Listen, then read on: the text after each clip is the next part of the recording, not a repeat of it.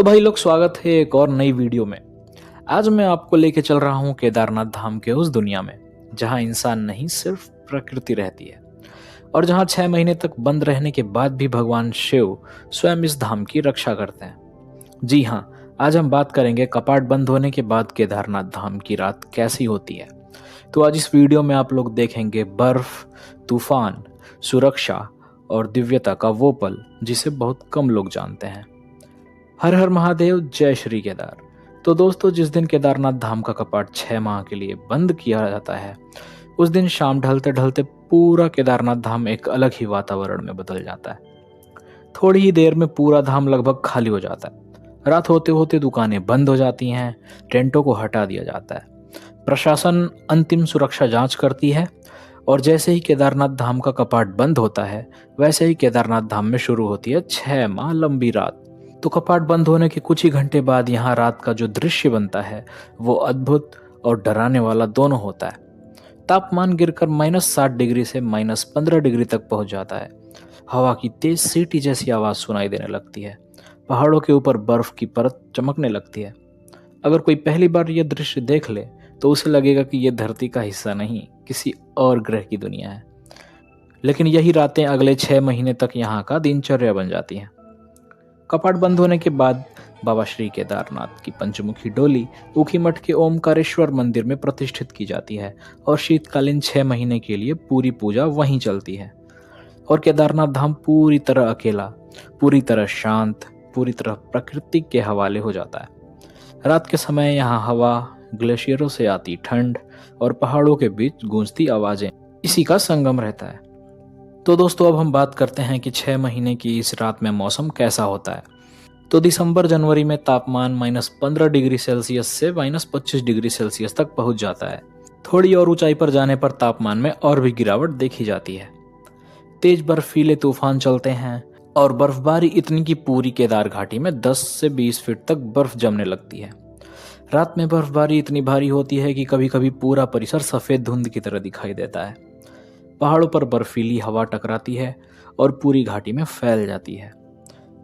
बहुत से लोग पूछते हैं कि जब कपाट बंद रहते हैं तब मंदिर की देखभाल कौन करता है। तो दोस्तों, मैं आप लोगों को बता दूं, आईटीबीपी पुलिस और एसडीआरएफ की टीम वहां पर तैनात रहती है। हालांकि वे मंदिर के बिल्कुल पास नहीं रहते हैं, लेकिन नीचे लीनचोली जंगल चट्टी की पोस्ट से ऊपर तक के एरिया की निगरानी करते हैं। केदारनाथ धाम में रात में कोई इंसान नहीं रहता है। कोई रोशनी नहीं, कोई आवाज नहीं, बस प्राकृतिक सुरक्षा, बर्फ और हवा ही वहां के प्रहरी बन जाते हैं। कहा जाता है कि सर्दियों में मंदिर के भीतर एक ऐसी दिव्य ऊर्जा रहती है जो स्वयं उसकी रक्षा करती है। कई वर्षों से वहां के स्थानीय लोग बताते हैं कि भीषण बर्फीले तूफानों के बावजूद, भारी ग्लेशियरों के दबाव के बाद भी मंदिर के संरचना को कभी भी नुकसान नहीं होता। तो सर्दियों की रातों में यहाँ पर एक अलौकिक मौन एवं दिव्य ऊर्जा रहती है। तो अब आपको जान के आश्चर्य होगा कि केदारनाथ धाम की रात में इंसानों की नहीं, बल्कि ग्लेशियरों की आवाज़ सुनाई देती है। हाँ, ग्लेशियर क्रैक होते हैं, टूटते हैं, खिसकते हैं, तो यह सब आवाज़ सुनाई देती है।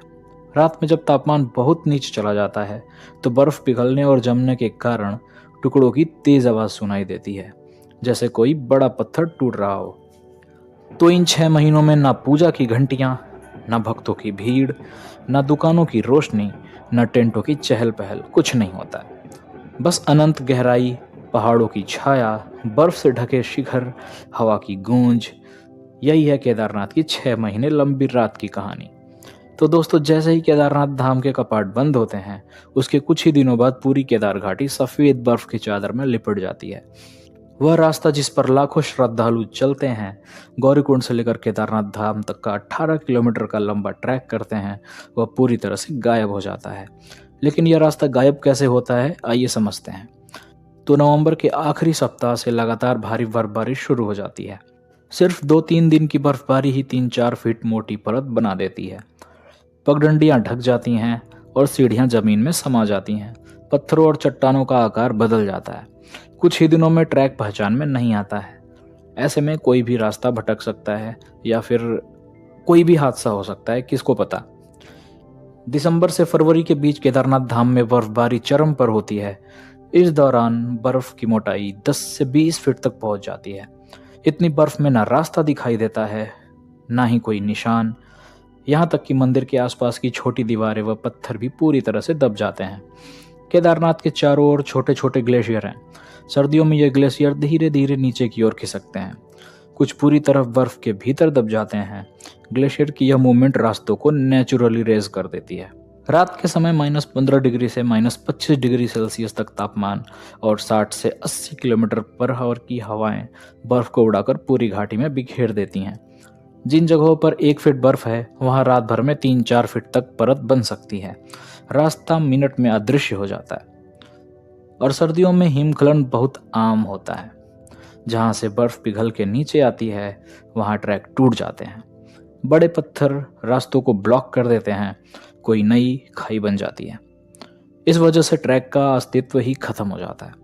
सर्दियों में भारी बर्फबारी और खतरनाक मौसम के कारण बीआरओ प्रशासन और कोई भी टीम वहां रूट को खुला नहीं रख पाती।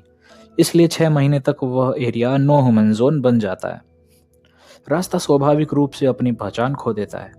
और अप्रैल में जब सूरज की गर्मी बढ़ती है, बर्फ पिघलते हैं, पत्थर और चट्टानें फिर से उभरते हैं, ट्रैक की मरम्मत होती है।